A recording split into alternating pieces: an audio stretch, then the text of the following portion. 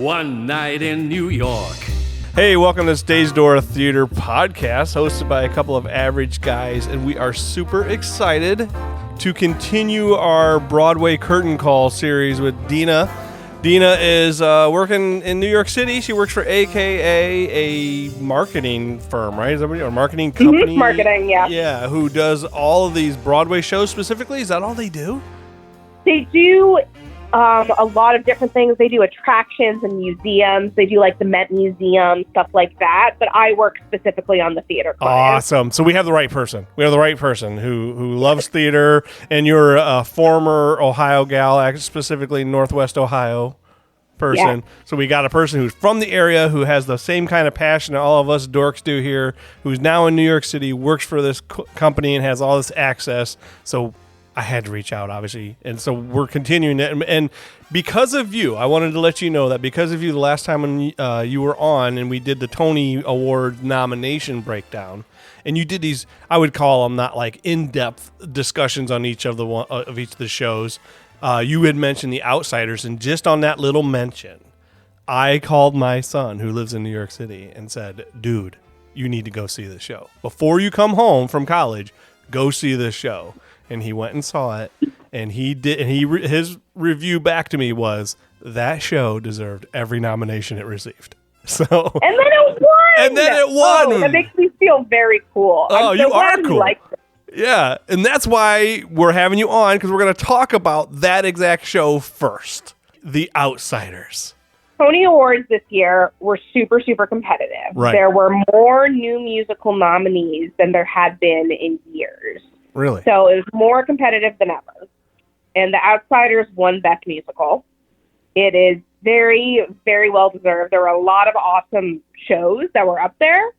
The Outsiders is amazing. And it's great that your son got tickets to it, because it's now like sold out for the next month. I assumed that was going to happen. That's what I was worried about. I was like, dude, I just talked to Deena. Deena said it was great. And I feel like you are going to love the show, so you need to go see it.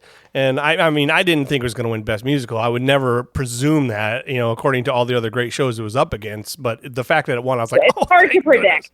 Like, everything was amazing. It's very hard to predict because there were some great shows this year. I have a question about that, actually, too, because I don't know how it always works when it comes to the nominations and who wins and everything. But I feel like when I watch the Oscars, and then I see like, oh, well, Best Director, Best Cinematography, I'm like, okay, we already know who's going to win the Best Picture now. And I thought like this year when the Tony nominations were out, and then when the awards were being handed out, it was like, here's some from Hell's Kitchen. Yeah, it was spread out everywhere. It was very nicely split, which I think a lot of people appreciated, so different shows could get recognition. Is that normal? No, it's it really depends on the year. Normally it's one or two shows that get the majority of awards, just like the Oscars. Okay. But this year was kind of an outlier, which I really enjoyed. Yeah. There were so many great productions. It was nice that a lot of people could get split. I did too, because it was kind of like it was a cliffhanger as to who's going to win. All of a sudden they're like, The Outsiders. I'm like, what? Yeah, I have no idea. Most years we know. I had no idea. Yeah, I was like, what? It didn't win this, it didn't win that, but then all of a sudden, bam, it just won. So what made this show so great that it deserved to win the award for Best Musical this year? Honestly, the thing that really stands out to me was the director's work. I thought it was really brilliant. It was directed by a young woman, actually, named Danya Taylor, who is, I think this is her first Broadway credit. I could be wrong.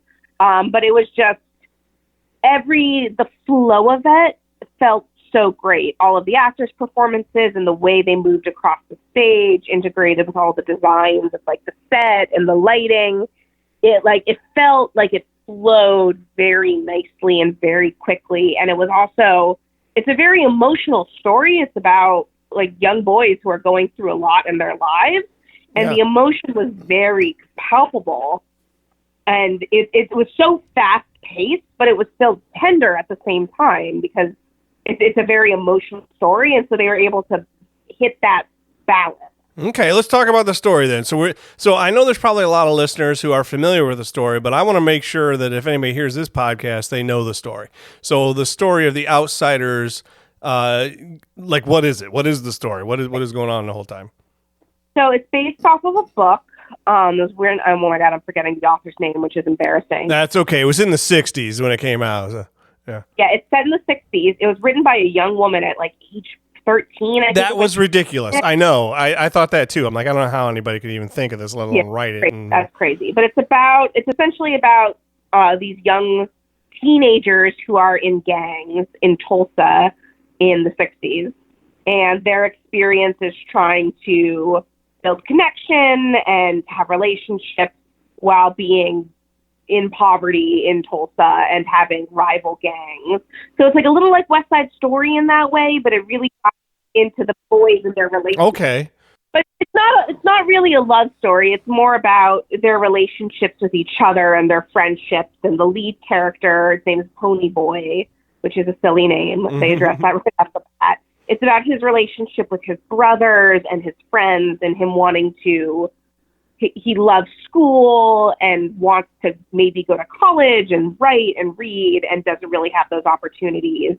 And his real family, because he doesn't have parents, are the members of the gang that he is in. Oh, he doesn't have parents? I didn't even know that. See, so I saw this when I was junior high. Required reading in junior high for me, and then we saw it, in the movie afterwards after you read it. And I guess I tuned that part out of my brain that he didn't have parents. I know he lived in this house, so it really focuses around Pony Boy, right? He's the real. Yeah, he's the. I figured that's called the main character. He's protagonist. Yeah, protagonist. There's the word I was looking for. Yeah, so it focuses around his life, right? Yeah, it's about his life, and I don't want to get too into it and spoil things for people. No, we need a little bit of spoil. I mean, that's okay. We want to encourage them to go to New York and see this show, because even if you tell the story about what's going on, it's not the same. It's not the same to hear it over a podcast as to go and see the show. Okay. The big action is he is one day attacked by the rival gang in town, and his best friend Johnny defends him, and they're in a fight, and Johnny accidentally kills a member of the rival gang. Right. Which they're both, and it's not joyful. They're very upset. They're very sensitive. They're like, oh my gosh, I've just ended someone's life, and they kind of go on the run and have to hide from the rival gang and also from the law. Right. They're not celebrating this victory that they just want to fight. They're like, oh my gosh, I just took a human's life. This isn't good. Exactly. And that's what I think makes it a little separate from West Side Story, because a lot of people have been drawing that comparison. Also to Newsies, which is a young men forward piece, but it's very emotional in a way that's not really seen on stage a lot. And it keeps you in it. Yeah, I think that's one of the things that was so powerful when I was watching or reading the book, was the fact that it isn't just like, oh, we're gangs, we're going to fight. It's really those relationships between the boys. Yeah. It's all about the love they have for each other, just trying to survive. And they don't hide that love either. They know they are right in each other's faces, so they all know that they love each other, whether they say the words or not. It's clear. Yeah. Because it's hard to say those things when you're a teenager, and I think that's why the book is probably so popular. Yeah, that could be a good point, actually. It is a hard thing to say when you're a teenager. It's a hard thing to say when you're a boy, and then saying it to another boy. And you're supposed to be these tough greaser guys that are, we're just tough and then we're in a gang, but they really, really do care about each other. For sure. So what else goes on there, though? So we got the basis of the story, obviously, is the fact that it's this young man, Pony Boy, who hasn't had the best life, obviously, and he's got his friends are his new family. And if anybody's seen the old version of this movie, you should. First of all, well, really, you should go to Broadway and see the show. But it introduced like tons of major stars in this movie. Ralph Macchio, who was the Karate Kid. Tom Cruise before he got his teeth fixed, and like all these. Patrick Swayze was in this movie. I mean, there were so many people in this movie. It was ridiculous. I forgot he was in that. Oh my gosh! And if you ever watched a trailer for this movie, because it's made in 19 whatever it is, it's awful. It's awful. It tells nothing about the story. It just shows these boys walking down the street like, here's some boys. They're in a gang. Go see the movie. I'm like, what was that? Totally terrible at telling the story here. You know what movie trailer that reminds me of is the trailer for the Rent movie. Like, you get nothing out of it. It's just like the shots of the actors, and it goes, friends in New York City are going like times are changing and they're friends in New York. And I'm like, that gave you nothing. That is exactly the trailer. It must have been cut by the same dude because it was like, here they are. And I'm like, what was that? Nothing at all. The friends And going through it. And it was like all the kids in the movie were not big stars either yet. You know, it was like, so they couldn't even say, go see Tom Cruise. It was like, no, there were nobodies. So it didn't really say anything. But this movie or this musical won for Best Direction because it was beautifully all sliced together. Huh? And it was really interesting because everyone thought Best Direction would go to another fantastic artist named Maria Friedman, who worked on We Roll Along, which was also like one of the most amazing things that most people have seen. And so it was kind of a big shock when it went to this younger woman and I believe her first Broadway credit. And it was good for her though, man. She obviously put together a great show. I mean, you loved it. I only know 2 people who have seen it and they both raved about it. Yeah. So she obviously did a great job. It was a very competitive category. Like there was another director named Jessica Stone. It was a very female heavy category this year, which is very cool, who worked on one of my favorite shows, Water for Elephants, and it just integrated this beautiful circus. It was a lot of really amazing directors this year. And like this show winning Best Direction, it was very, very well deserved because it was just some beautiful work in a season of very beautiful work and very talented directors. I think this is the perfect one to start the breakdown of all the shows that are on Broadway right now because it did win Best Musical, but then it is a show that a lot of people know. Like they know the outsider story. So it is something like, oh, okay, so it must be really great. But then they didn't have any leaked music out there either. So it's like you couldn't even cheat yet to go hear the music because after you were on, I tried to rush out and hear the music and there was like 3 songs. I'm like, well, I can't hear anything. It's hard because a while ago, I used to work in making theater cast albums. Okay. Because when you have these brand new shows, they have very little rehearsal time before they get on Broadway and go into previews. And usually they're still making tweaks to the show in the first few weeks of performances. So they don't want to record the music until the show is completely done. Makes sense. Which takes a while. That's why they're in previews still. Yeah. And so if a show's in previews in April, you can't really record until maybe the first week of May. And then it takes a month or month and a half to mix the music, make it all sound good, and then release it on iTunes. Yeah. iTunes just made me sound so old. No one uses iTunes anymore. That just really aged me. iTunes, jeez, why don't you just buy it on a vinyl? When you go buy your vinyl records down at the record shop. But it is out now. The album is out now. It is out now, yeah. That was the thing. So when you told me, I rushed out, like I said, and I'm like, there's only 3 songs out here. I can't find anything. So it added to the enticement for me, I guess, the want to go see it and to want to be a part of this thing because I'm like, okay, this is a show I know. It's up for Best Musical.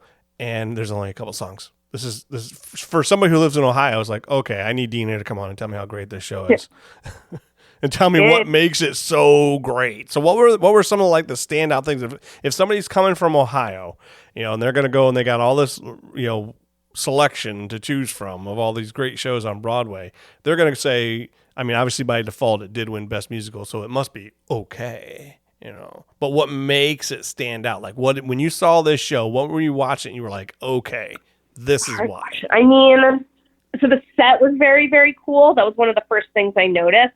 And that's like an easy thing to say, like, oh, the set is nice. That's like, without talking about the art, but it's like you walk in and it draws you in because it's so thoughtful and it's so interesting. Oh. And it's the first taste of everything in this production is thoughtful and interesting. Nice. And so one of the cool things, this is not a spoiler because it's actually in their Tony performance, is there's a couple different big climax moments in the show, and one of them is a big final fight between the 2 gangs. Okay. And the fight scene is stunning.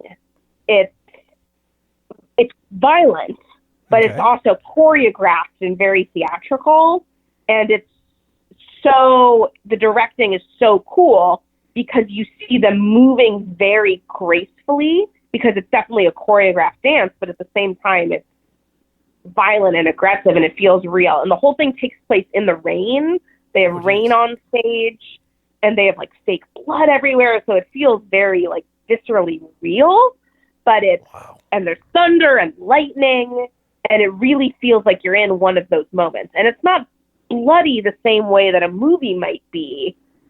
And it's elegant, which is a weird way to describe people beating each other up. No, it sounds like the West Side Story fight scene, but on like amped up 2024 style. And it's elegant is what's weird about it. Like, I've never described a fist fight as elegant. Yeah, no, that's again like West Side Story. Like they're dance fighting, but now we're talking, let's take West Side, put it in the 2024 choreographed and how they did it and make it like, oh wow. It's like special effects in a movie back in the 1970s compared to special effects in 2024. They figured some stuff out is what you're telling me. Yes. Yeah. So that's why you need to see this show live right away, just to see that fight scene. Yeah, the fight, it's towards the end of the show. And you can see a taste of it in the Tony's performance, but it's not the same thing as watching it live. Never, no. Thunder sound effects, and you can hear them like fronting and breathing. It's very arresting and captivating. And it's one of those moments where you know the director spent hours on it and thinking about every little detail. Director knew this was going to be huge. Let's make sure we make it flawless and beautiful, and obviously make sure nobody gets hurt because it's a fight scene. That's the other thing is you have to work. They have special, they call them fight captains and like choreographers who deal with that kind of thing to make it safe, because that's a huge part of it. It makes you realize that the people who are making this care so much and spend every moment and every detail focusing on making it look good and really thinking it out. I love it. And that's cool. And that's one of the things I really like about Broadway is people spend the time on those moments and those big scenes to figure out every little detail. Yeah. And it's a very cool thing to watch. Love it. I want to see this show now, Deena. I want to see it. I want to go. So when I go, the good news is it's going to run for a while. I know. I'm excited about that too. So now I'm like, should I see this show or should I see another show? I was like, oh no, I'm torn because I really want to see this show. You should see all the shows. I know I should. Because there are things in others, like there's a million things this show does great. I would say there's a million things that it's missing that another show does. Because every production is so different. So I will bet you'll have a great time at this, but if you want to see something else, you'll have a great time elsewhere too. Absolutely. That's what's crazy about this season is there was a lot of really good musicals. Just that fight scene though. I mean, like movies get to cheat. Movies get to cheat and say, cut. Oh yeah. Cut. Let's get a different angle. Let's do this. Okay, do that again. Cut. Broadway, that's live, baby. No do-overs. You do it all right now. The rain is falling. You slip and fall. You get your butt up, okay, and continue the scene. There's no do-overs. That's crazy. And you accidentally get punched in the face. Oh well, keep going. You know, because I imagine if it's a fight scene, we're talking about very close proximities that could go wrong on occasion. That's where you're talking that dedication and love to make sure it's right. And that's why actors have unions and. Yeah. They take injuries very, very seriously because acting is so physical. And so there are all these every time someone gets hurt, there are all of these like report forms and they make sure you get treatment right away, stuff like that. But they want to not get to that point. Yeah, these guys are doing this every night then too.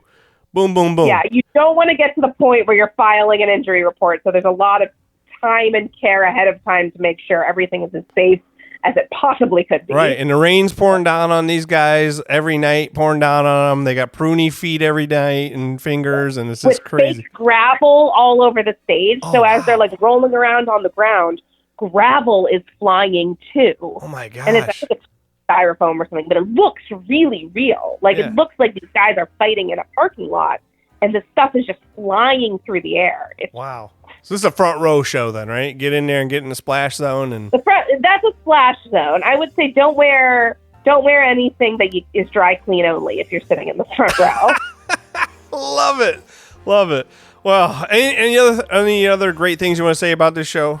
Like I'll just say it again. Danya Taymor's direction. It was really like I see a lot of theater. I remember walking out of that and thinking this direction is so special. And in a year where there were so many amazing directors, like especially Merrily We Roll Along and Water for Elephants, I also thought were some of the best direction I'd seen in a minute. It was a very, very competitive year, and the direction in The Outsiders was just so brilliant. It was just over the top great. Yeah. Love it. Yeah. Well, I wanted to thank you for coming on. Can't wait to have you back on again to talk about our next show, whatever that is. I don't know what's next. We'll have to talk about it because there's a lot of really good ones right now. Right. I want to talk about the next show, whatever it is that might be leaving, so we make sure we get some people over there before it leaves. You know, nothing is going to be there for a long time and be like, okay, yeah. No, we want to make sure people go and get to a show that might be leaving in a month or so. So we'll do that. And I'll tell you, at the time of this recording in late June, this is kind of the week where a lot of those decisions are made. No! It's this time of year because people are looking of should we stick around after the summer ends? Yeah. It's right around now when people make those choices. So by the next time we talk, I'll have a real sense of what's not sticking around. That's good. That's good for us and our listeners then, obviously. Yeah. And send me some photos of Outsiders. I know you were there. I know you saw it. You just said you were. If you got some selfies anywhere, send them to me. I'll share them up on our stuff. I don't think I have a selfie, but I will have to look. How'd that happen? Probably not a good selfie. You're like, I just didn't go enjoy the moment. That's what you are, right? Yeah. All right. Thanks for coming on. Okay. All right. Bye-bye. Have a good night. I will talk to you soon. All right. Bye.